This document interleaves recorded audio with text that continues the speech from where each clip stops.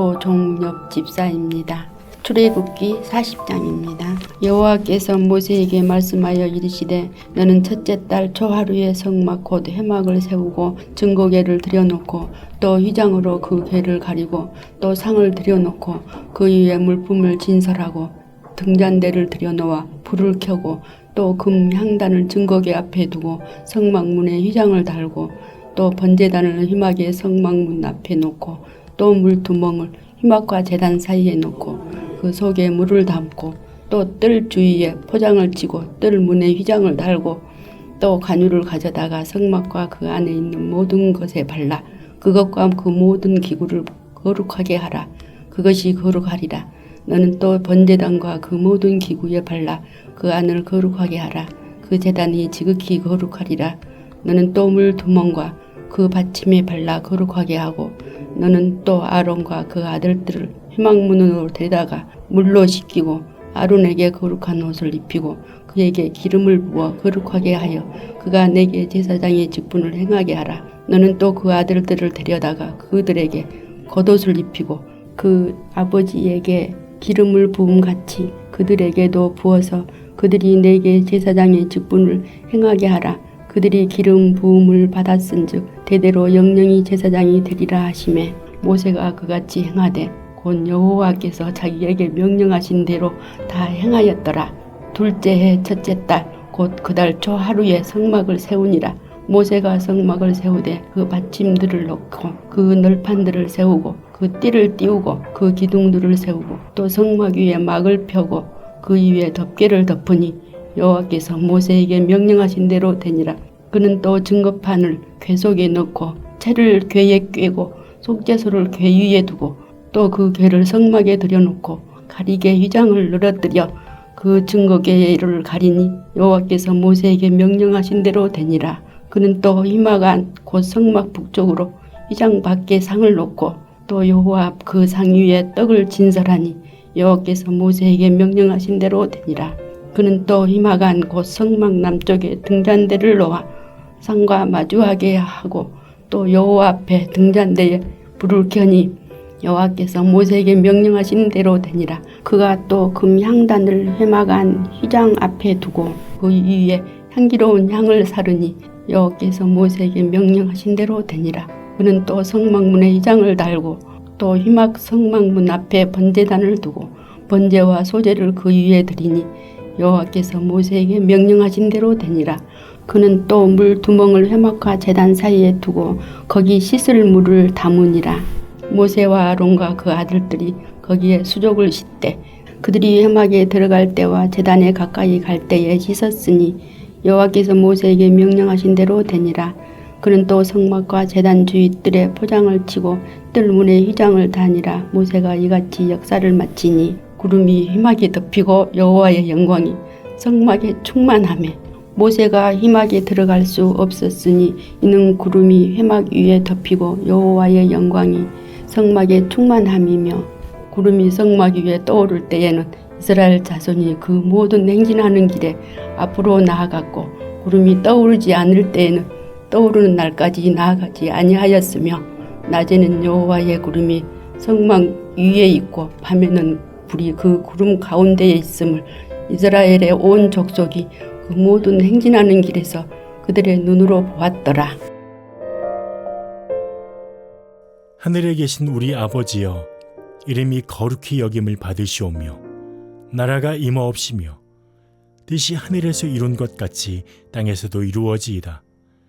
오늘날 우리에게 일용할 양식을 주옵시고 우리가 우리에게 죄 지은 자를 사하여 준 것 같이 우리 죄를 사하여 주옵시고 우리를 시험에 들게 하지 마옵시고 다만 악에서 구하옵소서.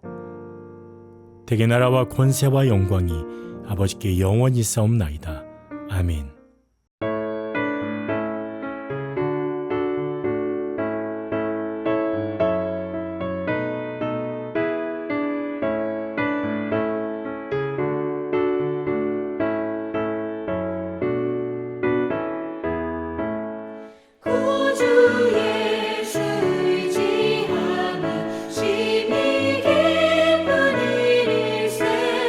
영생 허락받았으니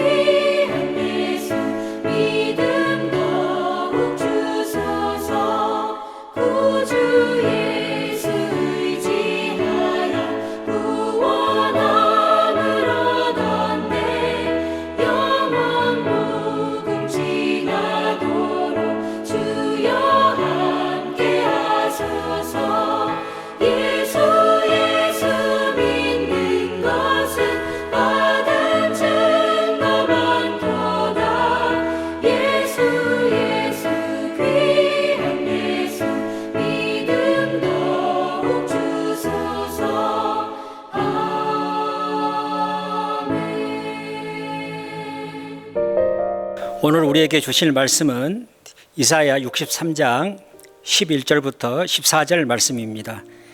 백성이 옛적 모세의 때를 기억하여 이르되 백성과 양떼의 목자를 바다에서 올라오게 하시니가 이제 어디 계시냐? 그들 가운데에 성령을 두시니가 이제 어디 계시냐? 그의 영광의 팔이 모세의 오른손을 이끄시며 그의 이름을 영원하게 하려 하사 그들 앞에서 물을 갈라지게 하시고 그들을 깊음으로 인도하시되 광야에 있는 말같이 넘어지지 않게 하시니가 이제 어디 계시냐? 여호와의 영이 그들을 골짜기로 내려가는 가축같이 편히 쉬게 하셨도다. 주께서 이와 같이 주의 백성을 인도하사 이름을 영화롭게 하셨나이다 하였느니라. 아멘. 이사야 65장 66장은 종말에 회복될 시온의 모습을 생생하게 말씀하고 있습니다.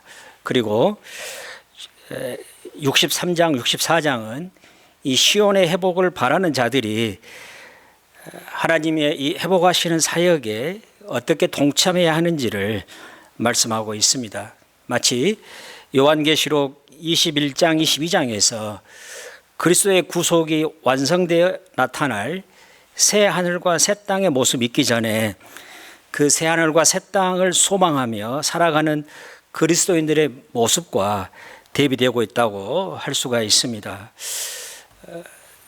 먼저 저는 오늘 63장을 중심으로 해서 63장이 주는 메시지가 무엇인지를 살펴보기를 원합니다. 63장은 두 부분으로 이루어져 있습니다. 1절부터 6절까지 해서 이사야 선지자는 시온이 회복되기 전에 일어날 열국의 심판에 대해서 말씀하고 있습니다. 그리고 63장 7절부터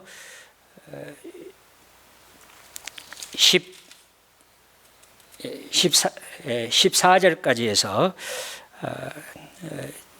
시온이 그 회복되기를 소망하면서 포로 후기 가운데 어려움 가운데 처한 이스라엘 백성들이 어떻게 하나님의 약속을 의지하고 믿음으로 그들에게 주어진 사명을 감당해야 하는지를 말씀하고 있다고 이렇게 말씀하고 있습니다.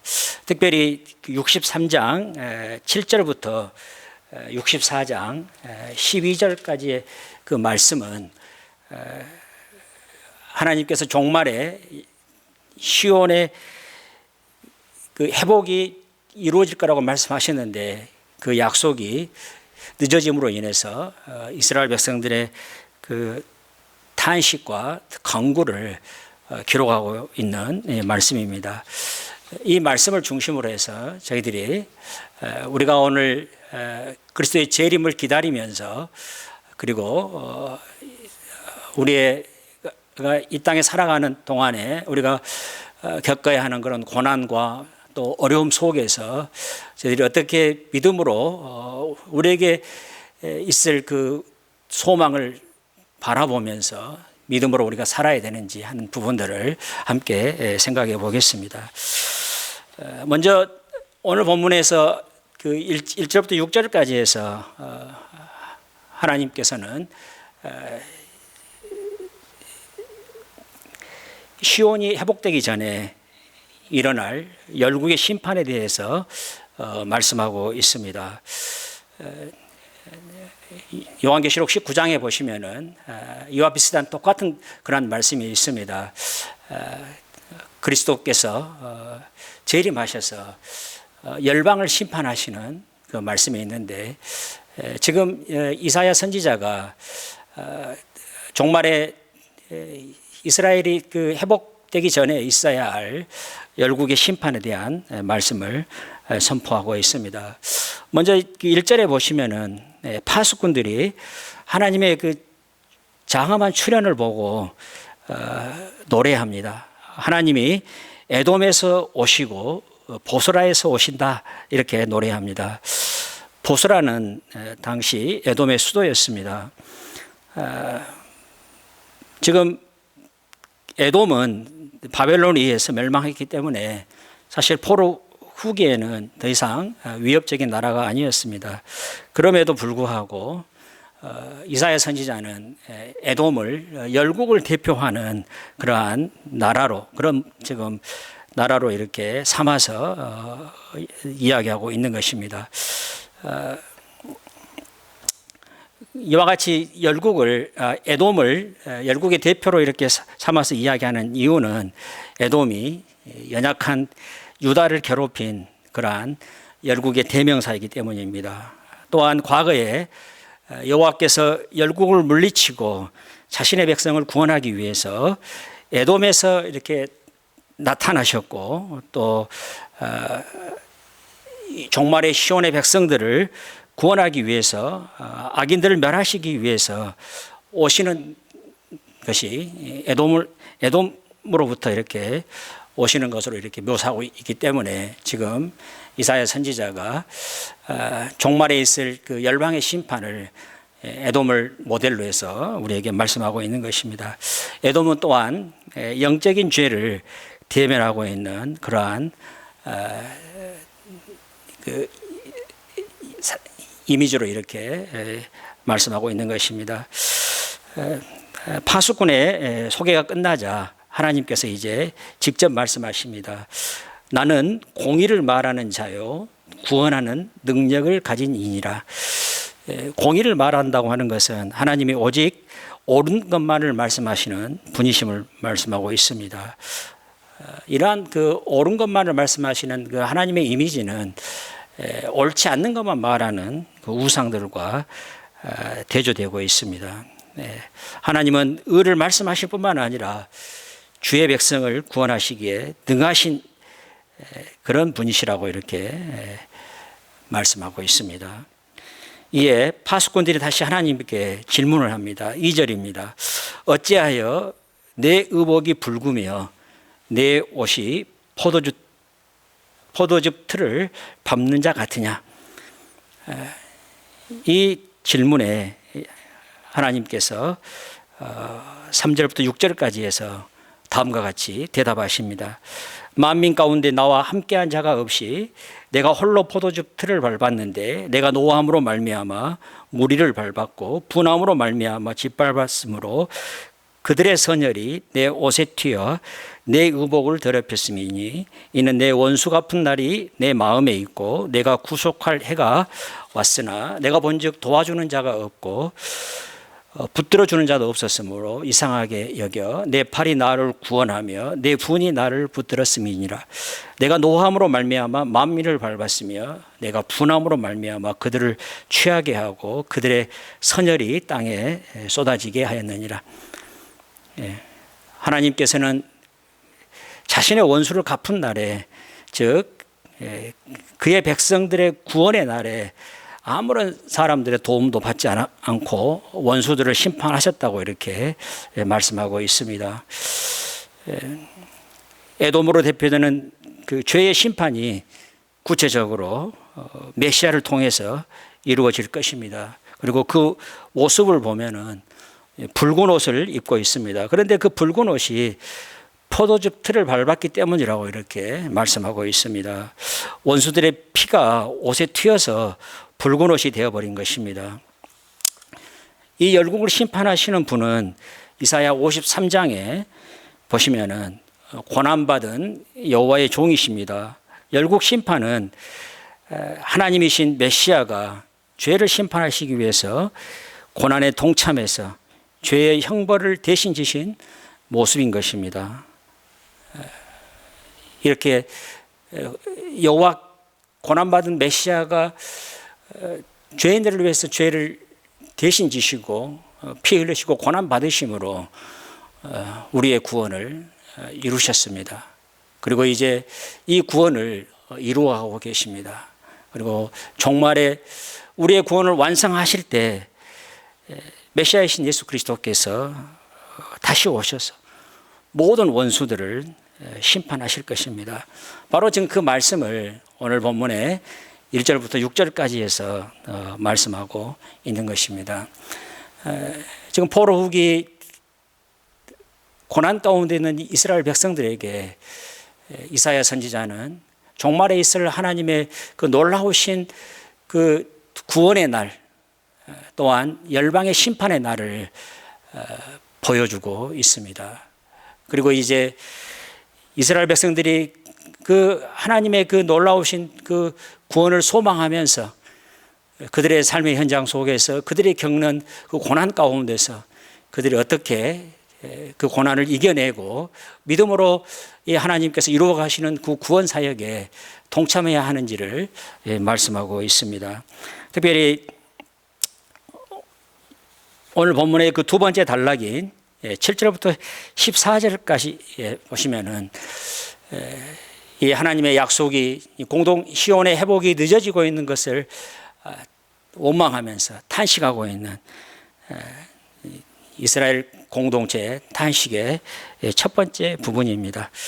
이들은 왜 하나님께서 이와 같은 그 약속에도 불구하고 우리들이 이렇게 어려움 가운데 있게 하고 이스라엘 성전은 여전히 황폐화되어 있고 예루살렘 성은 여전히 황폐화되어 있는 그 모습을 이렇게 보게 하고 있느냐고 이렇게 절망하면서 탄식하고 있습니다. 이사야 선지자는 지금 이러한 절망 가운데 있는 그 이스라엘 백성들에게 하나님께서 과거에 어떻게 이스라엘 백성들을 출애굽시키시고 구원하셨는가를 바라보게 합니다. 그래서 7절부터 14절에 보시면은 하나님께서 출애굽 당시에 이스라엘 백성들 가운데 행하셨던 그 놀라우신 그 은혜를 이야기하고 있습니다. 과거 이스라엘의 배교로 하나님의 심판을 받았을 때 모세를 통해서 베푸신 그 하나님의 은혜를 회고하면서 그들로 하여금 지금 이 고난 속에서 하나님의 은혜를 강구하도록 이렇게 구하고 있습니다. 옛적에 하나님은 자비와 사랑으로 애굽에서 이스라엘 백성들을 구원하시고 인도하셨습니다. 하나님은 구원의 은혜를 베푸심으로 이스라엘이 구원받았습니다. 이어서 하나님의 은혜로 이렇게 구원받은 이스라엘 백성들이 성령을 근심케 하여서 하나님의 심판을 받았습니다. 여기서 말하는 이 성령은 시내산에서 모세가 언약을 체결하여서 언약의 보증으로 성령이 그들 가운데 있었음을 암시하는 이 말씀입니다. 이스라엘이 죄로 인해서 성령을 근심케 하여 언약이 파기되는 지경까지 이르렀음을 이야기하고 있습니다. 지금 이사야가 이 출애굽 사건을 회상하고 있는 것은 이스라엘의 그 불성실에도 이스라엘의 그 패역함에도 불구하고 하나님께서 일방적으로 이스라엘 백성들에게 은혜를 베푸시고 그들을 구원하셨음을 말씀하고 있는 것입니다. 이제 이러한 그 하나님의 은혜를 기억하고 그들이 지금 이 포로 후기에 성전을 재건하고 이스라엘 그 예루살렘 성을 재건해야 되고 회복해야 되는 그 이스라엘 백성들이 그들이 어떻게 그 사명을 감당해야 될지를 지금 이제 말씀하고 있는 것입니다. 사실 이스라엘 백성들은 시온의 회복이 더디움으로 인해서 자기들의 마음이 완고해진다는 것을 한탄하고 죄짓지 않게 하나님께서 어서 돌아와서 시온을 회복해 달라고 기도하고 있습니다. 이들은 지금 하나님께서 그들 가운데 속히 오셔서 그들로 하여금 범죄하지 않고 하나님의 은혜 가운데 그들에게 주어진 이 사명들을 잘 감당해 달라고 간구하고 있는 것입니다. 사실 우리는 오늘 주님의 재림을 소망하며 기다리고 있습니다. 주님의 재림은 구원의 날이지만 동시에 원수들에 대한 심판의 날입니다. 하나님께서는 예수 그리스도를 통해서 우리 인간에게 구원의 길을 주셨습니다. 그리고 그 구원의 길을 거부한 모든 인간과 사상과 문화들을 종말에 심판하실 것입니다. 오늘 지금 우리가 살아가는 이 상황에서도 우리의 신앙의 내용과 자유를 위협하는 차별금지법들, 거짓 교사들, 이단들, 기독교의 적대자들, 우리의 믿음을 위협하는 그러한 모든 사람들을 예수 그리스도께서 심판하실 것입니다. 우리는 그날을 소망하면서 오늘 우리들이 살아가고 있는 것입니다. 그러나 오늘 우리가 살아가면서도 우리는 수없이 좌절하고 절망합니다. 이럴 때 우리는 하나님께서 앞으로 우리에게 주실 그 미래의 소망도 바라봐야 되지만은 하나님께서 우리를 통하여서 또 우리 조상들을 통해서 이루시고 행하셨던 하나님의 그 구원과 은혜를 우리가 기억하는 것이 중요합니다. 그래서 이사야 선지자는 출애굽 당시에 하나님께서 이스라엘 백성들에게 행하셨던 그 놀라우신 구원을 기억하게 하고 있는 것입니다. 오늘 우리들이 기억해야 될 것은 하나님께서 우리 동명교회를 통하여서 그동안 어떻게 일하셨으며 우리를 이 자리까지 인도해 오셨는가 하는 것을 우리가 기억하는 것도 중요하다고 생각합니다. 저는 1980년 초반에 5.18 때 대학을 다니기 시작했습니다. 그리고 그때의 그 캠퍼스는 참으로 어려운 상황 가운데 있었습니다.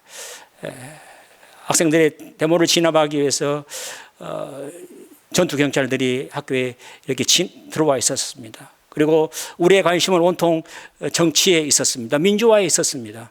그런 상황 속에서도 캠퍼스를 위해서 기도하고 또 그들에게 그 하나님의 말씀을 나누고 전도하는 그런 신앙의 믿음의 형제 자매들이 있었습니다.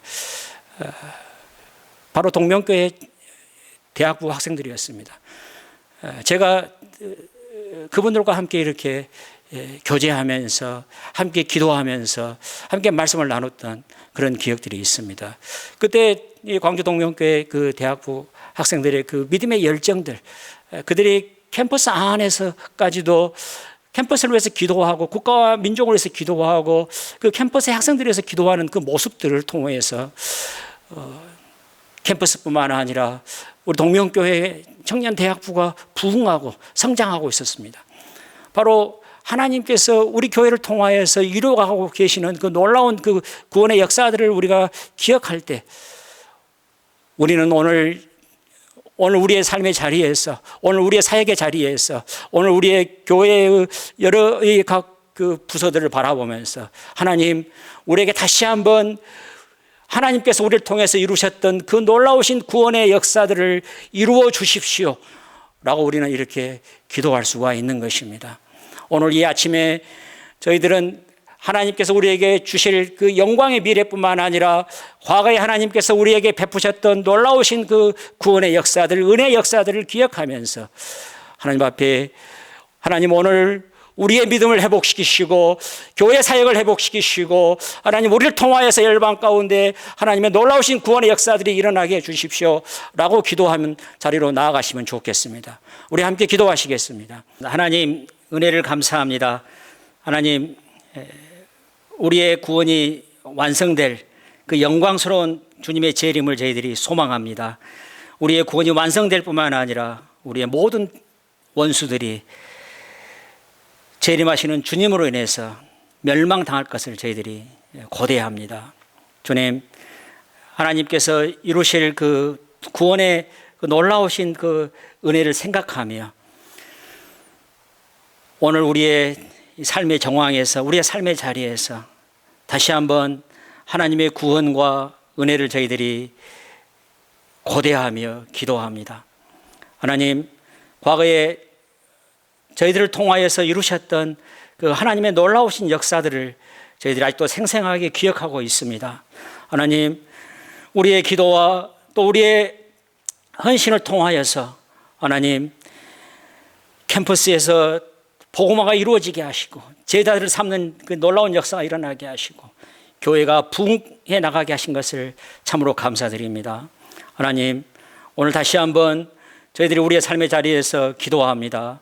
하나님, 저희들을 통하여서, 우리의 청년들을 통하여서, 우리의 주일학교 학생들을 통하여서 하나님, 교회가 다시 한번 영적 부흥이 일어나게 하시고, 하나님, 교회가 다시 한번 회복되게 하시고, 하나님, 교회를 통하여서 열방 가운데 주의 복음이 힘있게 증거되는 역사가 있도록 은혜 베풀어 주시옵소서.